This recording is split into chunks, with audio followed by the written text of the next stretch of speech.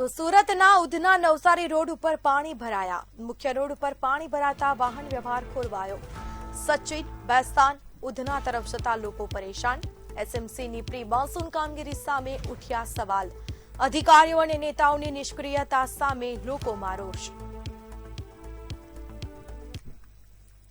સુરત શહેરના જે વરસાદ ચાલુ છે, થોડાક સમયના વરસાદમાં તમામ સુરત શહેરની અલગ અલગ જગ્યા પર પાણી ભરાવાની સ્થિતિ સર્જાઈ છે। ખાસ કરીને વાત કરીએ સુરત શહેરના ઉધના નવસારી મેઇન રોડ પર પાણી ભરાય છે, જોઈ શકાય છે। હાલ પાણી તો ઉતરી ગયું, પણ આ પાણી જે છે ઘૂંટણથી વધારે પાણી હતું ને ખાસ કરીને વાત કરીએ જોઈ શકાય છે જે હિસાબે ગાડીઓ આવી રહ્યા છે, ગાડી બંધ પડી રહ્યા છે, કેટલા તકલીફનો સામનો પણ કરી રહ્યા છે। ખાસ કરીને જોઈ શકાય છે જે ગાડીવાળા છે ધક્કા મારીને લઈ જઈ રહ્યા છે।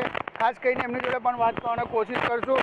ભાઈ, કેવી રીતે બંધ પડી ગાડી, કેવી રીતે બંધ પડી?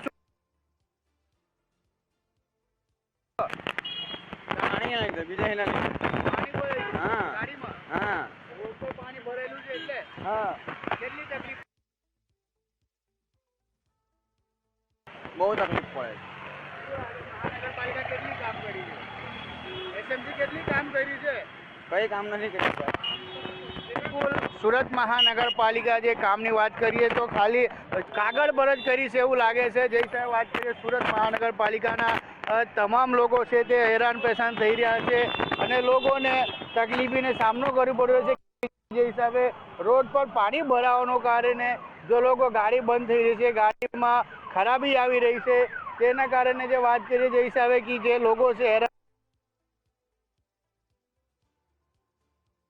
થઈ રહ્યા છે।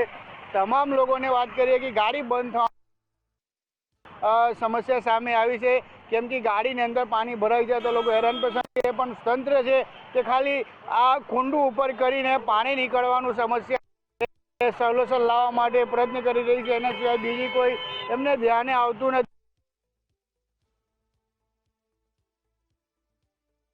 વાત કરી જે હિસાબે તંત્રને હવે વરસાદને પાણી ભરાવાનું સમસ્યા નહીં, એ હવે એક પરંપરા થઈ ગયું છે એવું લાગે છે। કેમ કે જે હિસાબે સુરત મહાનગરપાલિકાને તમામ જે લોકો છે જે સ્થાનિક છે હેરાન પરેશાન થઈ રહ્યા છે, કેમ કે જે પાણીને કારણે દરેક જગ્યા પાણી ભરાવાને કારણે ગાડી બંધ થવાની સ્થિતિ અને ગાડી ખરાબ કરવાની સ્થિતિ છે તે સર્જાઈ રહી છે। કેમ કે જે લોકો છે જોઈ શકાય છે ગાડી બંધ થવાને કારણે ભાઈને કેમ હિસાબે જે કિક મારવું પડ્યું છે, કેમ કે એ ગાડી ચાલુ નથી થતી, ગાડીની અંદર પાણી ભરાઈ જવાના કારણે લોકો હેરાન પરેશાન થઈ રહ્યા છે અને એના કારણે જે લોકો છે હવે ત્રાહિમામ પુકાર્યા છે કે જે સુરત મહાનગરપાલિકા છે જે 10,000 કરોડથી વધારેની બજેટ ધરાવતી સુરત મહાનગરપાલિકા છે એ કશે ને કશે ખાલી જે કામ એ કાગળ પર જ કરી છે તેવું લાગી રહ્યું છે। કેમ કે હવે સુરત મહાનગરપાલિકા માટે પાણી ભરાવાનું સમસ્યાની એ પરંપરા થઈ ગયું છે।